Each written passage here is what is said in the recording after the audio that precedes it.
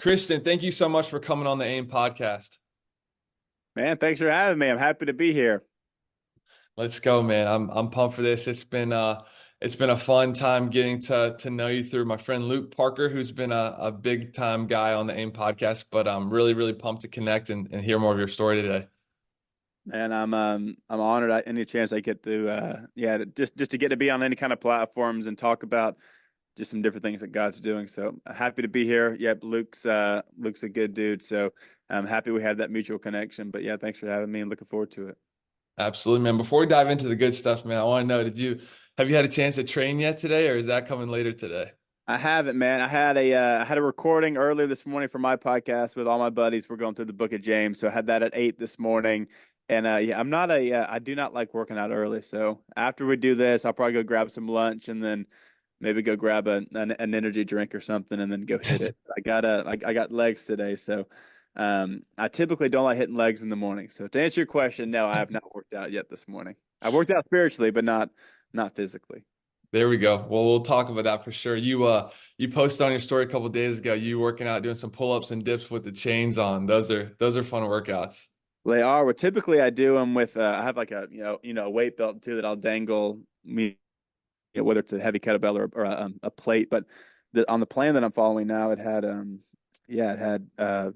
chains, and I actually have a pair of chains, and I've never done pull ups like that. So it was interesting to have that weight on your shoulder versus dangling from your hip. So fun little workout. That's awesome. We used to do those in college at Western Carolina. I used to love it. You just feel like a strong man when you have some chains on. Oh, there's something, yeah. There's something that just kind of brings out the masculinity. I feel like when you throw some chains around, but who knows? But I enjoyed it. It was fun. I'm definitely sore from it. Let's go. What kind of program are you? You said you mentioned a program. Do you have certain fitness goals right now that you're working towards, or what kind of program are you currently in? I don't. I'm just kind of doing stuff right now that helps me feel more athletic. I like to play a bunch of pickup sports. We do church league basketball, church league softball. I help coach our kind of help assistant. Well, you probably couldn't say that. I help out with our local baseball team here, so I am pretty active with that, shagging fly balls, and we'll do some sprints every now and then. So I want to. Yes, I'm not really in a stage where I'm trying to like lift a ton of heavy stuff. I mean, I still am lifting heavy stuff, but not that's not really my goal right now. So just trying to do a bunch of athletic stuff, kind of higher tempo, more cardio. So that's kind of where I'm at now. Wanting to stay in shape for, basketball coming up, our little local stuff we got going on, and then yeah, just when I'm out there with the high school dudes just running around, I still want to be faster than all of them. So just kind of keeping my agility. I love it, man. Yeah, yeah, you're strong too. So I know that that's cool to kind of mix in the cardio stuff as well. It's not my favorite, but we're doing it. I love it, man. You hang around Nick Bear any longer, you're probably gonna be running a marathon soon as well. No, I just don't think a marathon's ever going to be in my future, but we'll see. But I do not like running. That is the one thing that I do not enjoy. Uh, Sometimes I force myself to do it. I love it, man. I love it. Well, I want to talk to you about this intersection of fitness and faith because obviously we just got to chat about your fitness and that stuff's fun and it's important, but ultimately I know where your heart's at and that's to lead people to Jesus. And First Timothy 4:8 is a verse that you've kind of gotten behind with your podcast with your brand. And I'd love before we even dive into anything else, I'd love for you to kind of share that verse and what that verse means to you and why it's been so important to who you are. Yeah, that's great. Yeah, so First Timothy 4:8 is Paul, talking to Timothy, and he says that physical training is of some value, but godliness is of value in every way. So when I hear that verse, I take it to mean, he's addressing the fact that physical training is of some value. But then he says, but godliness has value for all things, holding present for this life and the life to come. So, on taking it for face value, all physical training can bring you benefits for this life, right? You look good, you feel good, all those different things. But there's a different kind of training. There's something called godliness that he talks about, and that holds present for this life and the life to come. So, you can't have so much confidence in your physical body because it's gonna, we're gonna die. And as great a shape as you're in now, as healthy as you are now, we're all still gonna pass away. And if Mm, you only train that part of your life, then if there's no relationship with Jesus, then there's no eternity for you, right? Well, there is, but it's not maybe the heaven that, that we believe in. It would be the other place, which is really just a place where Jesus is not. So yeah, so just looking at the verse, I just take it to mean, one day my body, I'm going to get old, my body's going to, it's going to decay and die. And, as much weight as I lift now, or as many marathons as I run, or as fast as I am, or whatever, that's not going to have any benefit for my spirit or for my faith, and that's not going to translate into the life to come. So for my faith, there has to be something that I'm cultivating. There has to be something that I'm training. Um, you know, that is going to live on to eternity. And I just think that we can be so disciplined with all these different things, with these different routines, and especially physically. I think it's easy to follow a workout plan. It's easy to, get up and go in the gym, and it's easy to kind of, because you can kind of see progressions with that, right? But with our faith, I think sometimes we can fail to see how being disciplined spiritually, it can also translate into our walk with God. So I just always tell people, I'm like, if you want to get in good shape, you're not just going to work out one day a week. It's the same with our faith. If you want to grow strong in the relationship with Jesus, if you want to, uh, you know, embody more of the fruits of the Spirit that Paul talks about in Galatians, then Mm. you aren't just gonna do that one day a week. So it's the same with faith. It's the same with fitness. It's like if I want to be stronger, I'm not just gonna work out one day a week. And same with my faith. If I want to be stronger in my faith, I'm not just gonna go to church on Sunday, and that's gonna be my one thing. I'm gonna throughout the week, I'm gonna be praying. I'm gonna be worshiping. I'm gonna be confessing to people that I'm close with. So it's a daily practice, and I think that sometimes we can be so easy to follow workout routines and even just different routines in our life, and fail to kind of neglect how we can be just as disciplined spiritually as we are with other things. So that's how I take it. I mean, the verse, our bodies we're gonna die, and as much as I work out now, it's gonna hold no benefit for me in heaven. And we have to put some kind of routines in place for us spiritually, the same as we do physically.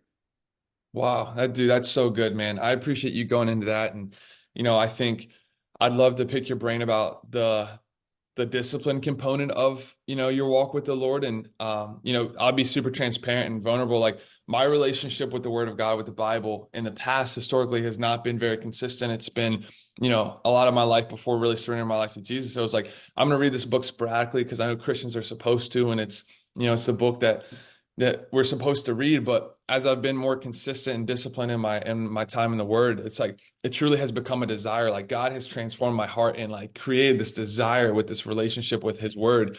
Similar to training. Like I'll get up in the mornings and I'll read my Devo, the Bible, and then I'll do 100 push-ups every single morning. And just to be disciplined in that, not every morning I want to do it, but over the course of time with consistency, like I truly feel like God has created a desire in my heart to do those things because I've seen the fruit that have come from them. So I'm curious to you, like, have you had similar experiences with your consistency in your faith walk where it's actually become a desire for you to have that time with God?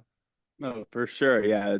Daily thing, right? So, and I mean, even too, it's a lot easier for me to be disciplined physically than it is spiritually. For sure. Um, that's just the truth. I don't want that to be the case. I hope that's not always the case, but it just is. It's easier for me to get up in the morning and, go work out or go train versus going and sitting on the couch and reading my Bible or going to pray. That's just not as natural. But yeah, I mean, I feel like in the past I've been a lot more consistent with my Bible, especially just reading.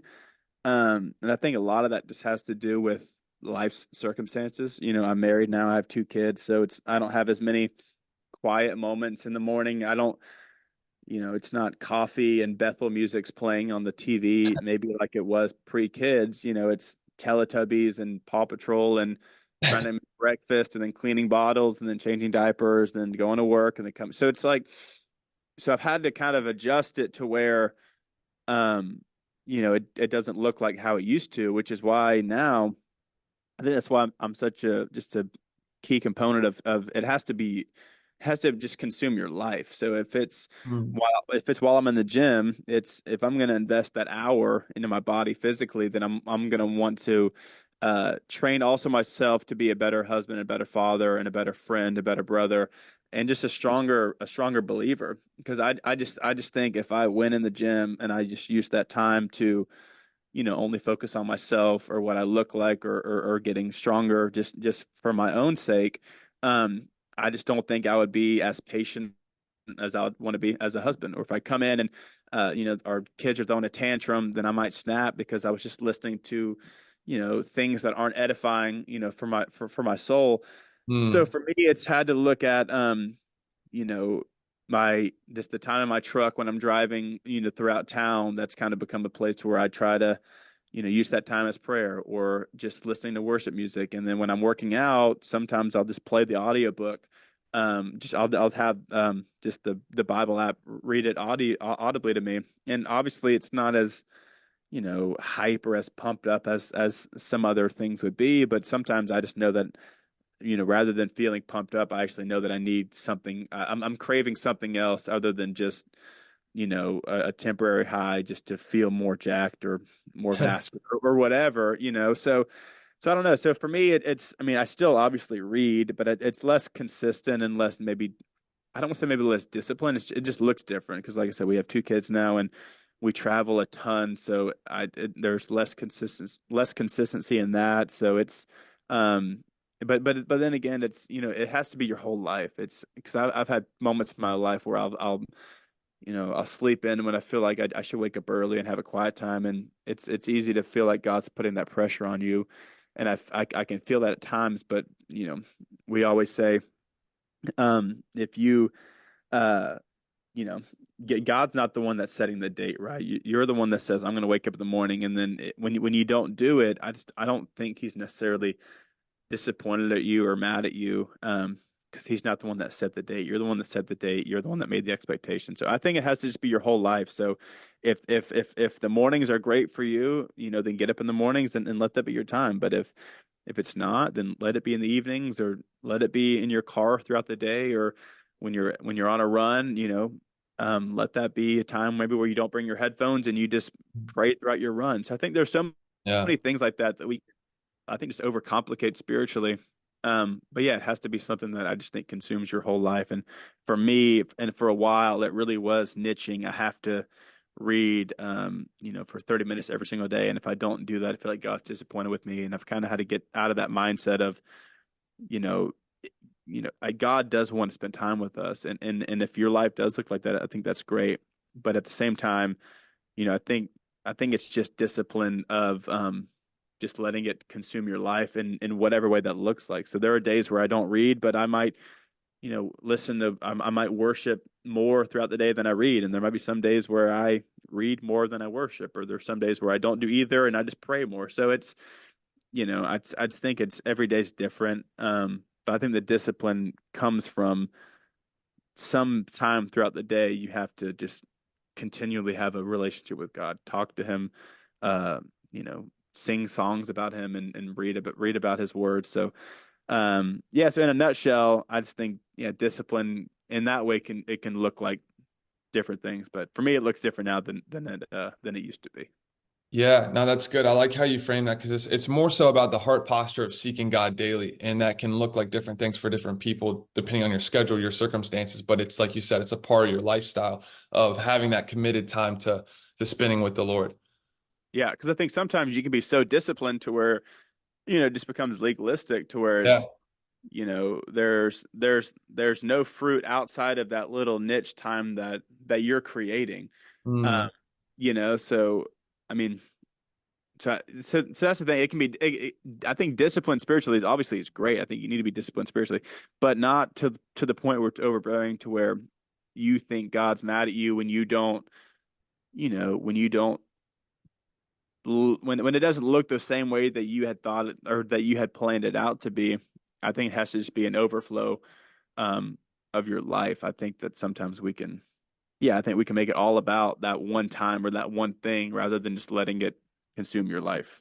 that's good, bro. That's honestly good for even me to hear because I feel like I get in these modes of just like, dude, I want to be so disciplined. I want to be so dialed. And it's good to be disciplined. Obviously, I'm not saying it's not, but like to your point, if it becomes where you're more focused on the discipline instead of what you're doing while you're being disciplined. Like I feel like there's a line that you can cross, and if you do that, it's not the same kind of response in terms of what you're going to get out of it from your time with the Lord. Yeah, it can just be dangerous if you focus more on, the time and the discipline than you do actually just focusing on God and just your relationship with Him and what you think He wants you to do. So, yeah, I think sometimes you can be disciplined to a fault to where you kind of lose the heartbeat behind it and you make it all about, just this plan that you've kind of created. Yeah, it's good. I like how you've mentioned a couple of times throughout the podcast so far about just this idea of like spiritual training. And I think it's cool because, obviously it's easy for all people, but especially men to think of like physical training and what that looks like. But I was actually at Ignite Men's Conference a couple of weeks ago. I know we chatted a little bit about this, but Craig Rochelle's message was partly about stop trying, start training. And it's just this theme keeps coming up, especially for men. But yeah, I'd love to hear how, what that training looks like for you spiritually, in addition to like how it works out with your physical training. Is it something you try to do together, or is it something you're just kind of both you're considerate of in your daily day, just however it kind of falls? Yeah, that's good. So for me, honestly, I mean, typically I try to work out like 5 days a week. So oftentimes when I'm training physically, I always that's just kind of the way I just the way I kind of just view it. I always try to just see what kind of spiritual component can I get from this because I don't want it just to be an hour where I'm, just focusing on myself and what I look like and trying to be bigger and stronger or whatever, just so I can feel better about myself. But yeah, so I mean, I don't know, man. It's every day is different, but I feel like when I spiritually train, it's the way I look at it, it's like, if I'm following a workout plan, right? So it's Monday, Wednesday, Friday, or Monday, Tuesday, Thursday, Friday, Saturday, whatever that looks like for you. You have, you know, chest and tries or chest and tries, back and biceps. I think that's what it is.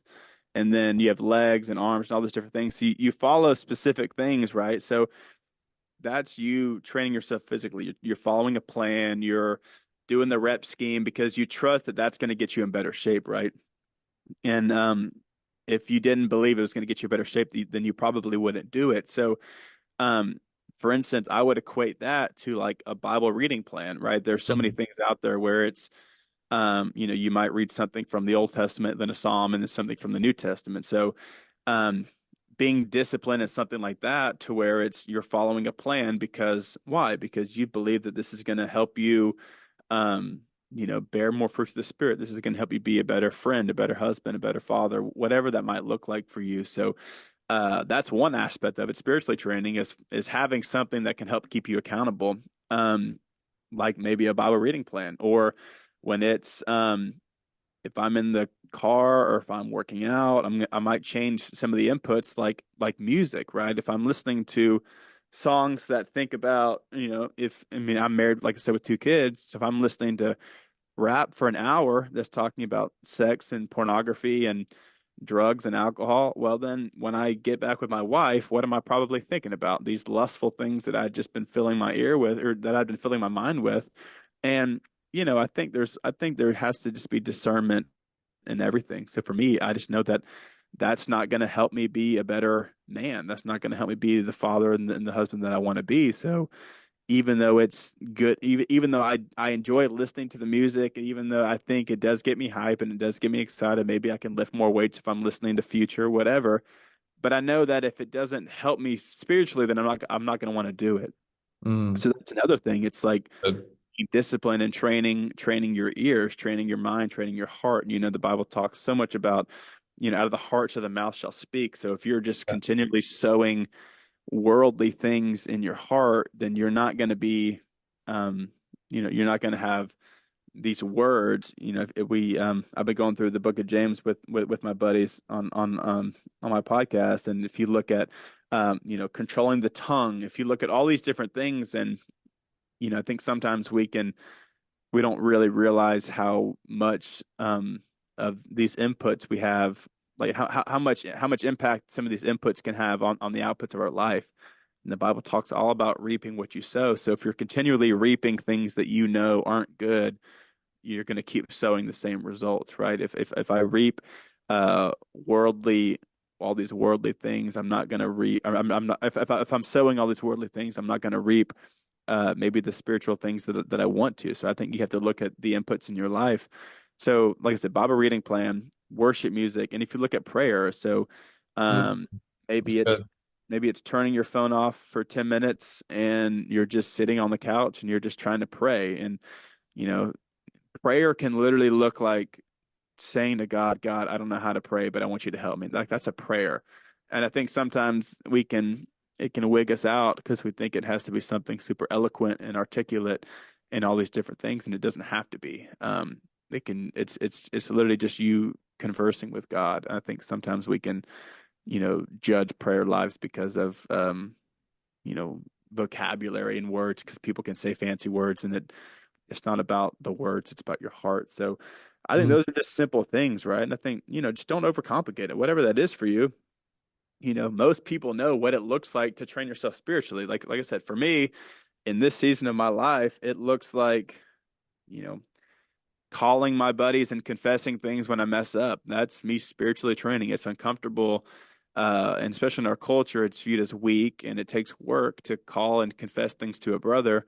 But I know that getting those things off my chest, James talks about, um, you know, therefore confess your sins to one another and pray for one another so that you may be healed. So, um, that's a discipline, right? It's dialing your friend's phone and calling him up and, saying, "Hey, I'm struggling with, this idol in my life. I'm struggling with, jealousy or selfish ambition. I need you to pray for me." And this is what that looks like. So for good. me, that's a discipline. Like that's you training yourself to call somebody when you're uncomfortable, when it might be viewed as weak by the world, and when it takes work. So that's you training yourself, right? So, I mean, that's just I don't know that's just kind of how I view it. If um, I just yeah, I just equate it to like a plan. If I believe that this plan is going to follow me, or if I believe this plan is going to help me get stronger, um, then I'm going to do it. And if you believe that the Bible is what it says it is, but you don't apply it to your life, then you don't ultimately believe it because you just say Mm, you do. Like if I believe this workout plan is going to help me, but I don't follow it, then I don't believe it because I'm not doing it. And it's the same with scripture. good. If you say you believe it, but it holds no value in your life, if you don't apply it, if it's not applicable to you, then I just would say you don't believe it because you don't follow it, Mm. Whatever you say you believe, that's what you're going to follow. So, Man, that's so good. That's so good.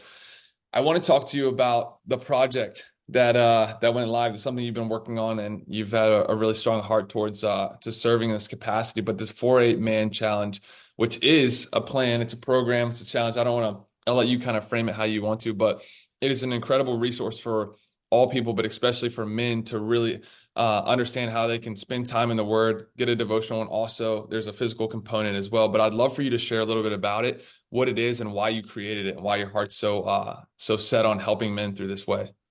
yeah, I love it. So, really, like probably 3 years ago, yeah, it was 3 years ago, I started the podcast called the Four Man Podcast, which what it is, it's training, helping train people physically, but then challenging them to train themselves spiritually. And a lot of it kind of is just birthed out of, a conversation I had probably 4 or 5 years ago with my father-in-law, where it's between Jesus and Peter, and it's when Peter's fishing and Jesus meets him fishing, and Peter's a fisherman, so that's what he did. That was his job. For a lot of people, fishing can be a hobby. Um, but he gained credibility with Jesus, right? So, or Jesus gained credibility with Peter because Peter had caught no fish all night, and then Jesus tells him to cast his net on the other side. He catches a lump sum of fish, and then Peter falls on his knees, and Jesus says, for now on you will be a fisher of men. So he Mhm. spoke in terms that Peter was able to understand. But I just always think, if Jesus didn't catch any fish, Peter would not have gone with him. Right. So why did Peter follow Jesus? The way he followed Jesus because he was a professional fisherman. They had caught no fish all night. He said he was going to catch anything, and then he pulled up more fish than he had ever seen in his life. So there was a commonality to that situation, but then there was also a credibility to where Peter was able to see Jesus do something that he had never seen done. And I kind of view hobbies and jobs and different things like that. So with fitness, it's It's a hobby of mine. I love to work out, and a lot of that just came from sports. I loved sports growing up, and that's just a way that I feel like I can minister to people in it. So, it kind of was birthed out of that idea of whatever you're passionate about doing, whatever you love to do, make it a ministry. So Wow. if it's basketball, if it's golf, if it's baseball, if it's football, if it's uh poker, I don't know. I mean, if it's all these different things, you can make ministry out of everything, and it's really just inviting Jesus into everything that you do. Mm. So like I said, sir, I started that podcast just kind of out of my love for sports and working out, and also just seeing the landscape of people who are big in the fitness industry, and especially just with the rise of TikTok and Instagram Reels and everything. I feel like it's all so self-consuming. It's very idolizing, and it's also just it just breeds comparison. If you get on social media, it's always people with their shirts off trying to look big and jacked. And it's, you see a 14-year-old who thinks that looks cool. And then, that spirals into just the self-consumption of it. And I think then you get people getting on, you know, trend and all these different things because they see somebody doing it on social media, then they want to get into it. It's actually not really good for their health. So I just kind of started this thing of just kind of wanting to go against the norm of the typical fitness gym culture of just about idolizing what you look like and all these different things. And especially now as a husband, I like to train also to be strong to protect my family, with Mm. my wife Good. and kids. Like if I'm ever in a situation where something happened, like I want to be physically capable to help protect them. And if I'm not, then, I just don't think that I'm as, I just don't think I'm, where I would want to be as a husband and a father and as a protector if I couldn't help in a situation. So all that was kind of birthed. And then this past summer, I was like, what can I do that kind of it's an extension of the podcast, but it kind of helps kind of grow the ministry in a way. And this challenge kind of just put pen to paper of what I'm trying to do with my social media content and with my podcast. So it's a 30-day challenge, like you said, and there's a verse of the day, there's a devotional that goes with it, and then there's a workout that's attached to it, and it's a verse. So whatever the verse of the day is. So I kind of want to read this one. So it's day Yeah. 13.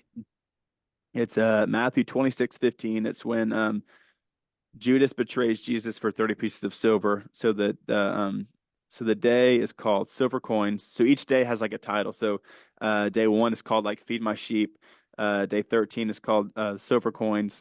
So each day has a name to it, and then there's a devotional that goes with whatever the verse of the day is. So in my Devo, I write about how you can read that verse and it can seem not really relatable, right? Judas betrayed Jesus for 30 pieces of silver. And in the context, a common slave at that point was sold for 30 pieces of silver. So all that to say, so the Son of God, the Savior of the world, was sold, to go be crucified for what, the common slave was sold for. So it's basically just talking about, it's you're equating Jesus' value for something far less, right? So for you, it's like, what are those silver coins for you? It Wow. might not physically be silver coins, but it might be your addiction to pornography, or it might be your idolization of having this new car, or your, you desiring to be in this relationship. There's all these, or you binge watching this TV show that is not edifying to your faith. So there's all these different things that we trade Jesus for that are of far lesser value. And so I kind of write about that in the Devo. And then my hope is that while you're doing this workout, so then the workout, it's a 25-minute AMRAP, which just means as many rounds as possible. And it's 15 burpees, 15 push-ups, 15 dumbbell cleans. So my hope and thought is that while you're doing this workout, instead of, thinking about sex and weed and alcohol and all these other things that most people think about, when you're listening to these songs that 90% of people listen to when they're working out, you could actually be thinking about, this idea of silver coins and like, what is that for you? Mm. Um, what am I trading Jesus for that, that's a far lesser value. So my hope is just that while you're working out, while you're training yourself physically, you're thinking about these spiritual things while you're lifting. And for anyone listening who doesn't like to work out, I still recommend it's just a 30-day challenge. And like I said, I really believe in these devos. It took me months and months to write them and to craft them and to edit them and all the different things. And yeah, I go to a lot of places that I feel like many people can kind of shy away from my struggles with all these different addictions that I've been through my life. So it's a lot of deep things. It's not, necessarily like cute and surface level kind of things. I go there on a lot of them, and my hope is that each day kind of ends with a challenge. So the idea is that, while you're working out, you you're thinking about these deep things. And I've told people in the past too, this is not meant to supplement, you know, I'm going to go follow this workout plan instead of another one. I think this could definitely be something that you do. I'm not necessarily comparing this workout plan to something that Nick Bear would put out or that an elite CrossFitter would put out, just because it's not. They're simple workouts. They're 15 to 30 to, I think the max one to have is like 40 minutes. So they're kind of shorter workouts, and they're less. It's not like you have Mondays squat Tuesdays. So it's less like that, and it's really just more of a challenge of Yeah. I'm going to go in the gym. So my idea would be like somebody walks in the gym, and while you're stretching or while you're rowing, you're doing a salt bike or something like that. While you're warming up, you're reading this Devo, and then after you read the Devo, you go get into the workout. So yeah, my hope is that it helps people get in the gym, but more than that, that it trains you spiritually while you're doing some form of exercising. And you could download it, you could hate the workouts and say, you know what, I don't like any of the workouts, but I'm gonna still follow my own plan. But before I do my own plan, I'm gonna still read the devos and think about these devos while I'm doing whatever workouts I want to do. Um, so yeah, that's kind of the hope of it. Man, that's amazing, man. I'm super encouraged by your heart to do that and put that out there. And honestly, it sounds like a fun challenge to do with a group of guys. Like honestly, like one on one, I'm sure it's great, but to get a group together, be able to talk about it and be able to train together, I'm sure you've thought about that and probably talked about that. But I know it'd be really fun to do it with other guys as well. Yeah, I have, and that's the thing. It's I think faith and community is one of the most powerful things. I think sometimes we can, be isolating with things that we're going through. So, for example, like I said, I mean, if you read this Devo and you're thinking about, man, what are things in my life that that I'm putting over Jesus that are of far lesser value, and you're able to get in a deep discussion with your group about that. You're able to confess things and to repent of things and to call things out. And then while you're doing that, you're able to, see who can do more burpees and push-ups in 25 minutes. So then there's a competitiveness to it that's fun. But yeah, my hope is that while you're working out, while you're training yourself physically, it's less about what you look like in the mirror, or if your body fat percentage is going down, or if you look more vascular, if your biceps are getting bigger, whatever. But it's, I'm just going to train because I enjoy it. But more than that, I just want to glorify God in everything I do. And yeah, that's really it. I found a hobby in working out and just really going off of when Jesus called Peter, go be a fisher of men. And Jesus had the credibility. So even with fitness, man, if this is a passion of mine, then I have to be fit myself, right? So if I couldn't bench 135, or if I couldn't back squat, 225, whatever, I don't think anyone would want to follow a workout plan of mine. So it's the same thing too. It's like whatever you're good at, for you, it's basketball, right? But if you can't make a basic layup, then no one's gonna want to play pickup with you, right? So you Right. have to have credibility with whatever you do, with whatever you're passionate about, whether it's a job or a hobby. So I think Mm. whatever you enjoy doing, pursue it with excellence, and then, let that be the foundation of how you minister to people. Man, that's really good. I love that. And I think that's encouraging for anyone listening to use what your gifts are, use what God's given you, what He's blessed you with, the desires He's put on your heart to be your ministry. And that was something I struggled with, bro, for a long time because I was like, if I'm not a pastor, if I'm not speaking at churches, like, can I really share the gospel? Can I really like glorify Jesus in everything that I do? Or is it just in certain areas of my life? But the truth is, when we live in alignment with what He's called us to do and we truly pursue the desires on our heart, where He's called us to do different things. He hasn't called everyone to go into church. He hasn't called everyone to do this or that, but He has called us to share the gospel and make disciples. And we can do that through the desires He's put on our heart, which is really cool. And I love the way that you're doing it. I appreciate that. Yeah, I mean, almost everywhere we go, obviously Sadie's the one speaking, which is my wife. But yeah, almost everyone's like, you should speak too. And I'm always like, that's just not my thing. I don't really necessarily feel called to that. I don't feel like that's my gifting, nor Mm, do I enjoy going to craft a message and going to speak to a bunch of people. That's just not really my thing. I enjoy more one-on-one things. And yeah. and really when I started this, it was one of my first things I've done that I'm like, I'm doing this. This is kind of like my thing. Obviously, I have the podcast, but a lot of things that I do, I do with my wife, which is awesome. And I wanted to do something that, kind of just I felt proud of and that I kind of could call mine. And that's what this was for me. And yeah, it took a long time to create. Obviously, I'm sure as you know, it took a lot of money to help craft and create. And I got a new website, which is it's 48.men. It's all spelled out, no numbers. But yeah, so I mean, obviously things cost money to make. And yeah, when I put it out, yeah, I'm just really proud of it. It's one of the first things I've done where it's, kind of my own thing. And yeah, I hope people check it out. It's just 30 days of yeah, devotionals and workouts, and it's almost like it's almost kind of like a 75 hard kind of thing to where, you wouldn't necessarily do those workouts every single day if you're going to follow a plan, but it's almost like it's something that you're investing, it's a discipline, right? So this thing, it's a 30-day challenge, so be disciplined in following the workouts, be disciplined in reading the devos. And when you do read the devos, if you feel compelled to confess something or to repent of something or to, invite God into a certain area, then, you follow that conviction. You follow that. And, the Bible says that it's God's kindness that leads us to repentance. So Mm. you repent of things that you feel like God's stirring in your heart. And, that's a discipline. It's not always easy to, um, sometimes it can be easy to shy away from conviction when you feel it, but it's a discipline to lean into it and to invite people into it.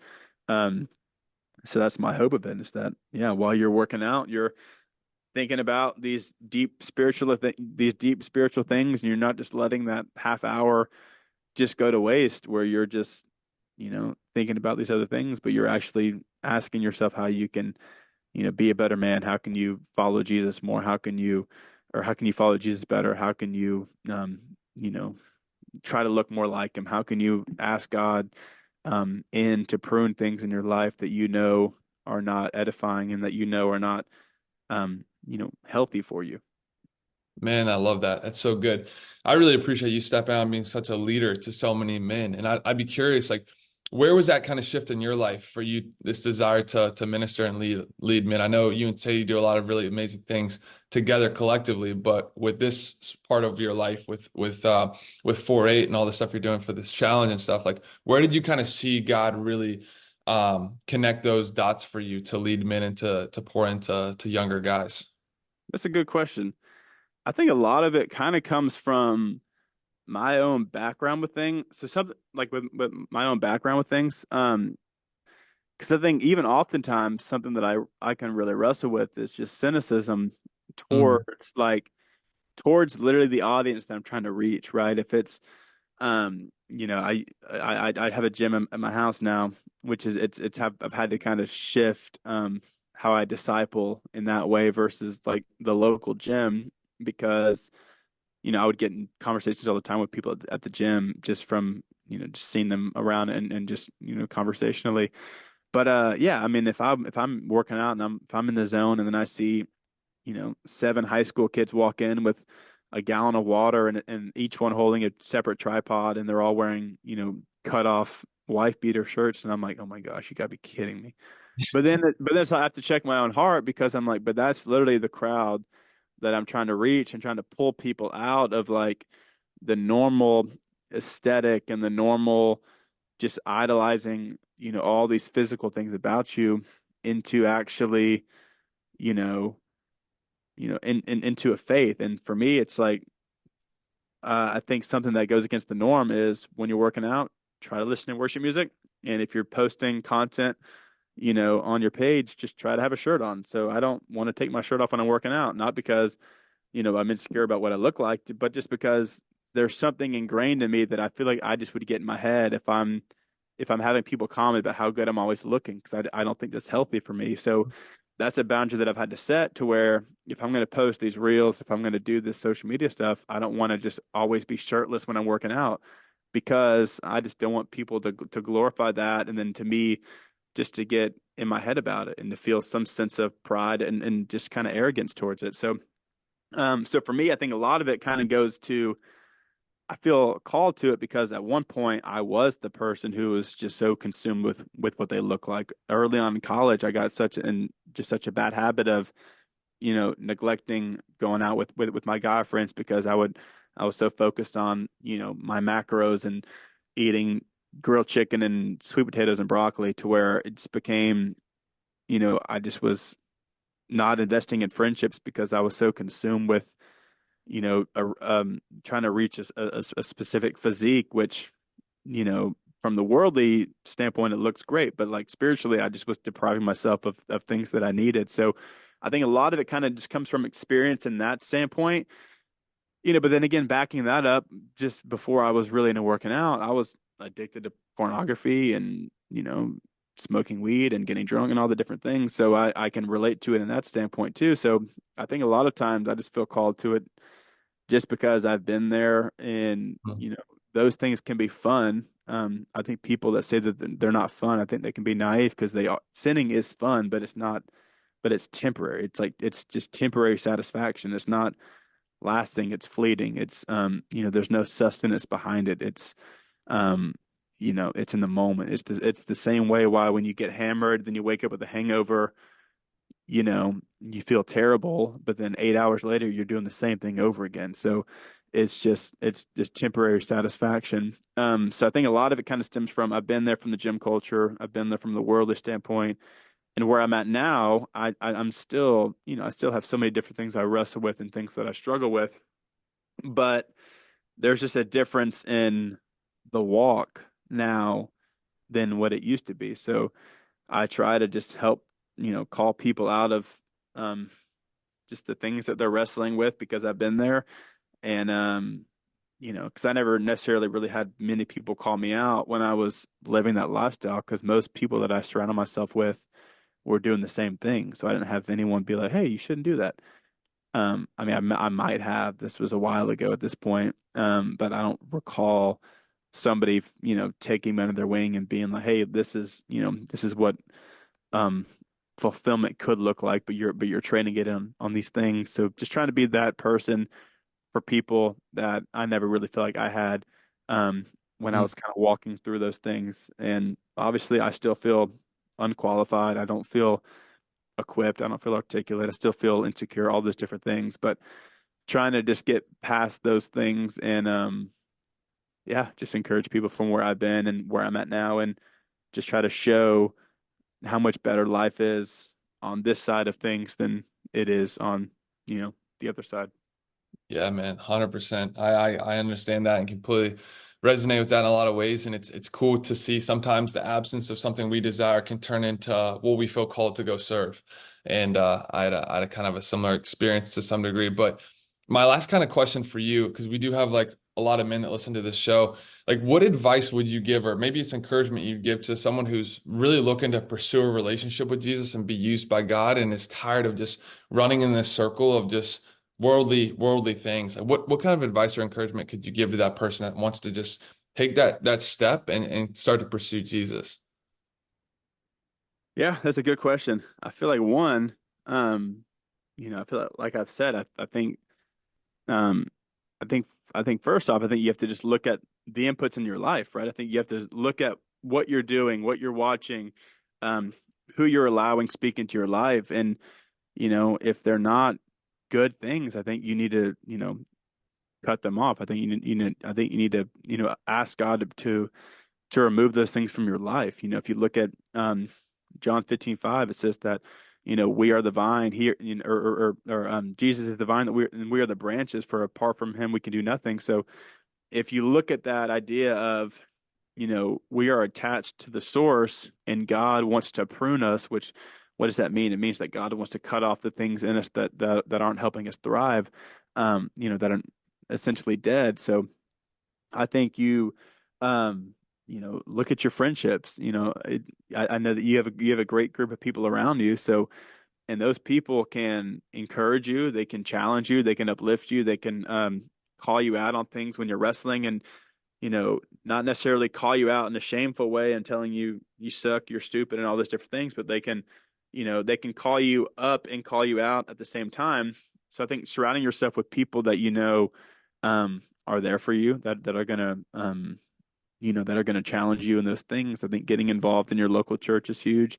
I think yeah, changing what you listen to, changing what you watch. I think just simply starting a prayer for God to cultivate a desire in you to want to read His Word more, to want to listen to songs about Him more, to want to know Jesus more. So I think an increase in communication like that doesn't necessarily have to go be an hour on your knees somewhere in a prayer closet. I think it can be when you're driving to work or when you're fishing or when you're doing whatever, you just try to just talk to God more. And you ask Him into certain situations in your life. I think you go to the Bible app, you try to find a plan that seems interesting to you that maybe that you want to read through the New Testament. I love um, Francis Chan. I think he goes through the book of James on the Bible app. I love, things like that. So even just, yeah, I don't know, man. I think getting involved in your church, Yeah. surrounding yourself with guys that are gonna encourage you and that are gonna challenge you.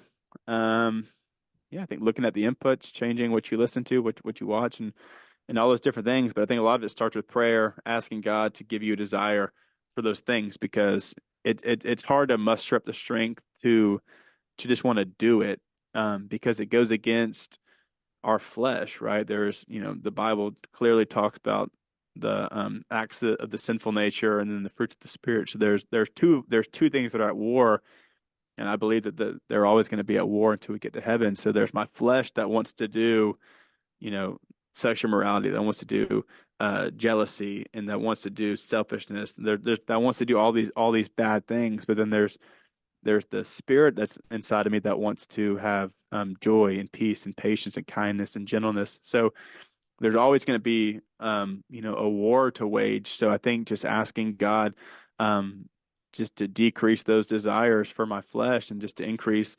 um, you know to want to increase the desire to have a relationship with Him and to embody these things that Jesus did when He was on the earth. So I think a lot of it probably starts with just a simple prayer.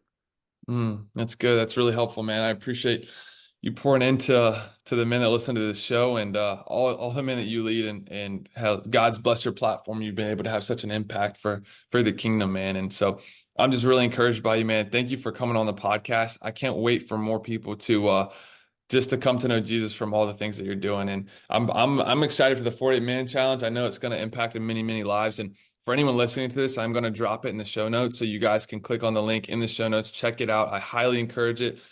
Like Christian said, I think it's so important for us as men to have some sort of plan, some sort of resource that allows us to have some structure. And I know that you've done a great job and poured a lot into this. And yeah, I'm just excited for you, man. I appreciate that, man. Thank you so much. I was honored for you to have me on the show. So thank you so much. I enjoyed our conversation. This was great. Let's go, man. We'll have to get some pull-ups in with some chains soon, man. I'm gonna come down to Louisiana and Sure. we'll rip it. We'll see who can do more. You probably got me, bro. You're strong. You look clean. Your reps look very, very fluid. I was like, okay, he's got that. I appreciate that. I appreciate that. Well, Christian, thank you so much for coming to the AIM podcast, man. This has been a blessing. Yes, sir. Thank you so much for having me.